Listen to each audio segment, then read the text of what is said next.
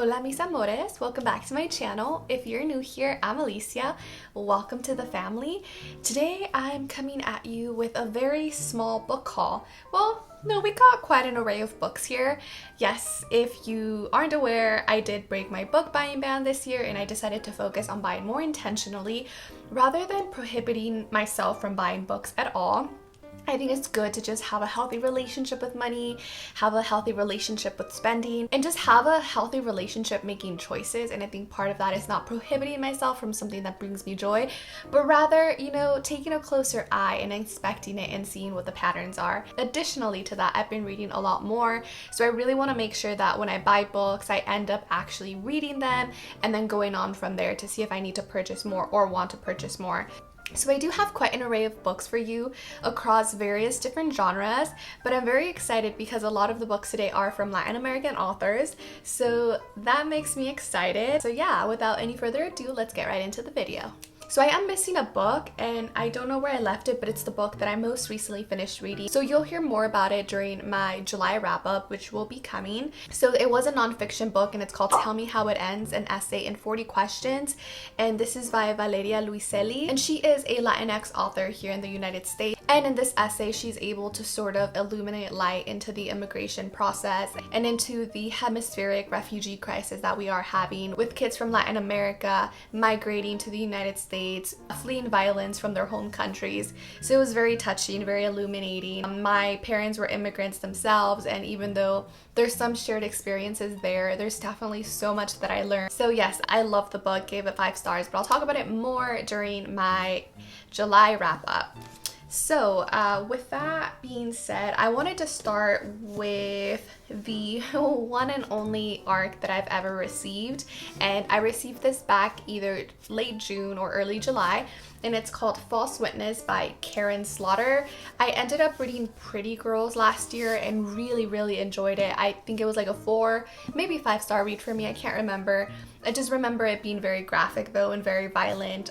Yeah, definitely not for the faint of heart. And I did receive this in the mail, which was really nice. So my first physical ARC, I'm so excited. I have no idea what the book is about though, so I know it's a thriller. Let's see, it says, Leigh Collier has worked to build what looks like a normal life. She's an up-and-coming defense attorney at a prestigious law firm in Atlanta who would do anything for her 16-year-old daughter, Maddie, and is managing to successfully co-parent through a pandemic after an amicable separation from her husband, Walter. Wow, through a pandemic. I want to say what a throwback, but no, the Delta variant is just... I don't know if I'm ready to read a pandemic book yet. Interesting. So I definitely haven't picked this up because I know Karen Slaughter tends to have, like I said, very graphic scenes. So I haven't been in the right space of mind for books like that recently. But once I am, I will pick it up. Now knowing that it also has like pandemic material, I might wait a couple of weeks because I don't know if I'm ready to, dive into these books yet. The next books that I want to talk about are actually anthologies, and I'm really excited about them. The first one is American Indian Myths and Legends, and this is selected and edited by Richard Erdoes and Alfonso Ortiz. And this is what we have here.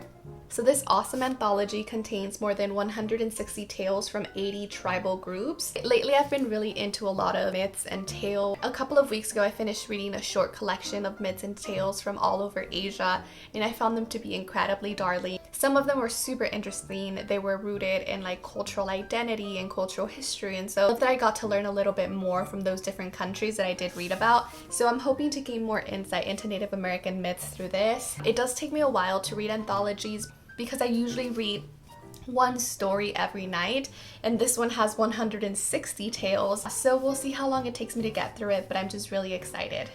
The next book on this list is another collection of short stories, and this is the Gothic Fantasy Black Sci-Fi Short Stories, and look at this gorgeous book. It's fantastic. I fell in love with it as soon as I saw it, and it has quite a few different short stories. So the Gothic and Fantasy collection portrays struggles against colonization, genetic experiments, and time travel.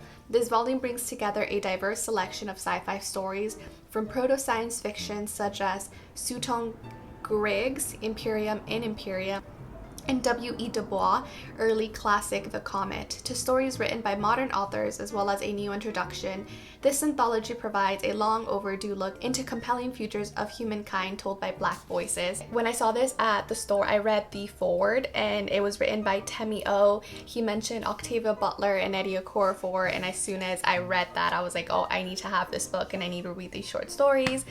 Nnedi Okorafor's name is a buzzword for me. I love all of her work and I love Afrofuturism. So I'm hoping to really just find more authors that I can follow. The next book that I ended up picking up is not an anthology, but it is a nonfiction, and it's called A Community History of African America, 1619 to 2019, 400 Souls, edited by Ibram X. Kendi and Keisha N. Blaine.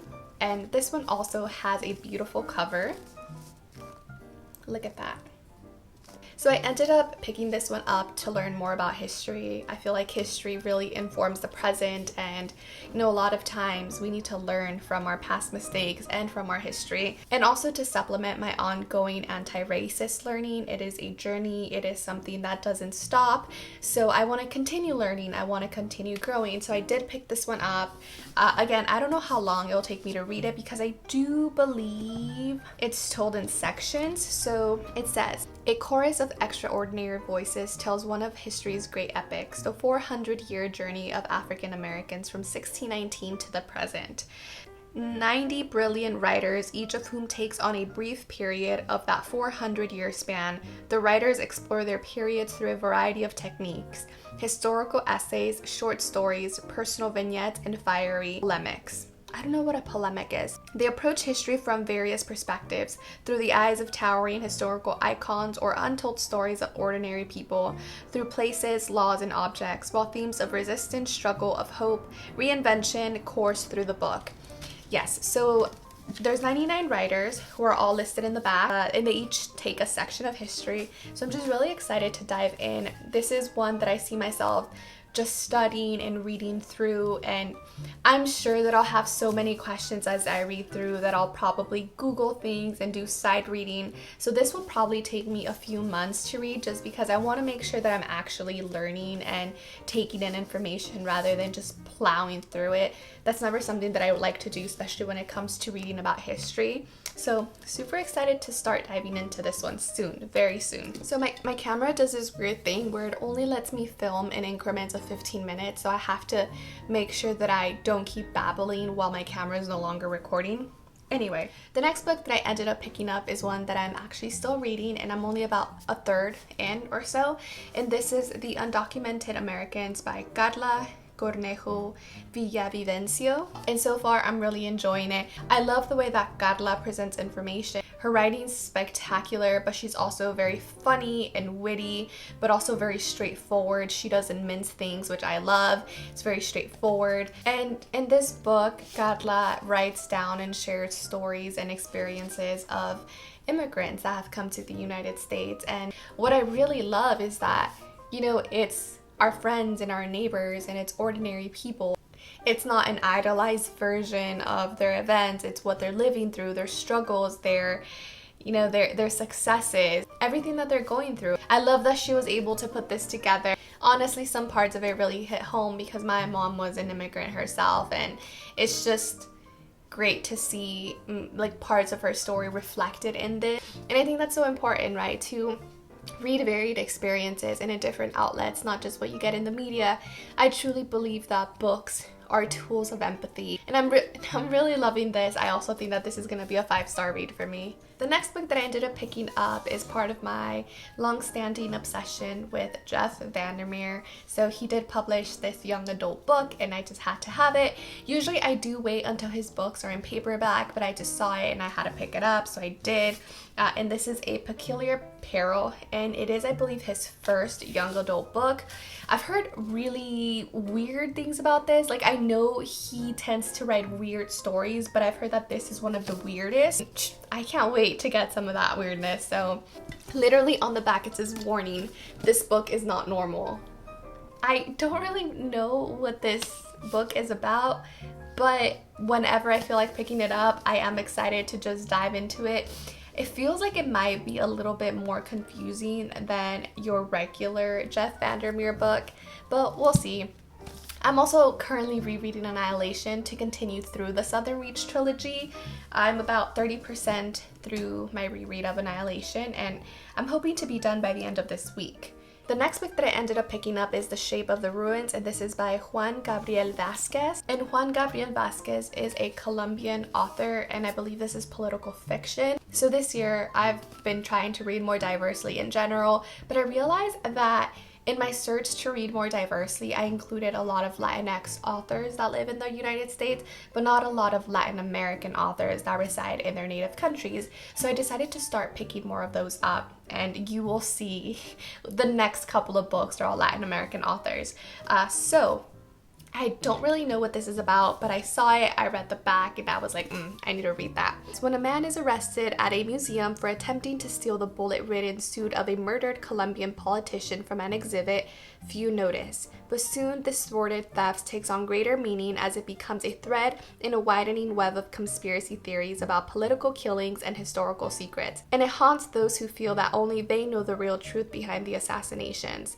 This novel explores the darkest moments of a country's past and brings to life the ways in which past violence shapes our present lives. A beautiful and profound short, eerily relevant to our times and deeply personal. So that sounds really intriguing. I haven't read a lot of political fiction, but it is something that I think I will like because in fantasy and sci-fi, I love political intrigue. The next book that I have on this list is a short one. It's called Isabel Allende, The Soul of a Woman, and I believe this is a non-fiction book by her. Isabel Allende is a Chilean author, and one of her most popular books is The House of Spirit. So I think this is a non-fiction book on her thoughts on feminism, so I'm really intrigued to hear her thoughts and what she says, especially coming from a Chilean woman. I feel like I haven't read a lot of feminist literature from Chile in general, so definitely excited to dive in. I will probably pick this one up very soon, maybe after I'm done reading The Undocumented Americans, just because it is a beautiful cover and I love books on feminism. Sorry if you can hear my water bottle, by the way. So this might be where some of you may think that I went overboard, but I ended up finding a publishing company, and they're called Charco Press, and all of their books are from contemporary Latin American authors, which is exactly what I've been meaning to read more of. I need to read more current Latin American authors. So I ended up buying one of their packages, and I got all of these books right here. And it's great. So all of these authors are contemporary Latin American authors from different countries. So the first book that I got is called Loop by Brenda Solano, and this is translated by Annie McDermott. Recovering from an unspecified accident, the narrator of Loop finds herself in waiting rooms of different kinds: airport, departure lounges, doctor surgeries, and above all at home, awaiting the return of her boyfriend who had traveled to Spain following the death of his mother. Loop is a love story told from the perspective of a contemporary Penelope, who, instead of weaving and unraveling her shroud, writes and erases her thoughts in her ideal notebook. At once funny and thought-provoking, her thoughts range from her stationary preferences to the different skills on which life is lived. This is definitely going to be more of a slice of life kind of book, but I'm just, like I said, excited to read more varied authors and Latin American authors. It's something that I'm really excited about. The next book that I ended up picking up is Resistance, and this is by Julian Fuchs, and this is translated by Daniel Hahn. This says, a young couple involved in the struggle against the military dictatorship in the 1970s in Argentina must flee the country. The brutality and the terror of the regime is closing in around them. Friends are being disappeared, their names are on a list, time is running out. Resistance unfolds as an intimate portrayal of the formation of a family under extraordinary circumstances. I think that this is one that a lot of immigrants and a lot of refugees can relate to. So excited to pick this one up. I think this is going to be one of the first ones that I pick up. So the next book on this list is called Elena Knows, and this is by Claudia Piñeiro, and it's translated by Frances Riddle. When Rita's body is found hanging in the belfry of the church she devoted herself to, the investigation is swiftly closed. But her mother Elena refuses to accept the police version of what happened, and despite the physical limitations imposed by her illness, embarks on a journey to call in an old debt. This is a movie novel about hypocrisy that asks us if we can still change our views late in life and find a will to go on despite our failing bodies. So this is one that I actually already started. I believe I literally just read one chapter from this. It's one that I will continue. So my approach when I first started reading this one is I was going to read a chapter from all of them and then see which one spoke to me the most and then continue on. So I like this one so far. I don't know if I'm still going to do the read one chapter and then go from there. We'll see. I might just continue reading it just because I feel like I start way too many books and then I lose track of them. And I think I just want to stick to reading 1 to 3 books at a time and not overwhelm myself. The next book on this list is A Perfect Cemetery. This is by Federico Falco and this is translated by Jennifer Croft. In the middle of a blizzard, a widow watches the ruin of her late husband's garden until suddenly she sees a woman running naked in the falling snow. After telling her parents she is abandoning her Christian faith, a girl becomes infatuated with a Mormon missionary who reminds her of a boy killed in her village years before. So I believe this is also set in Argentina and it's going to be another slice of life type of book. I tend to like and gravitate to those types of books during the fall, so this is one that I'm going to leave for then. And then the last book that I ended up getting from Charco Press is Havana Year Zero, and this is by Carla Suarez, translated by Christina McSweeney. Here we go. The year is 1993. Cuba is at the height of the special period, a widespread economic crisis following the collapse of the Soviet bloc. For Julia, a maths lecturer, Havana is at year zero, the lowest possible point going nowhere. Desperate to seize control of her life, she hatches a plot with her colleague and former loved, Euclid, to locate a legendary document that proves the telephone was actually invented in Havana, convinced it could rescue their and Cuba's prestige. So that was it for today's book haul. Thank you so much for watching.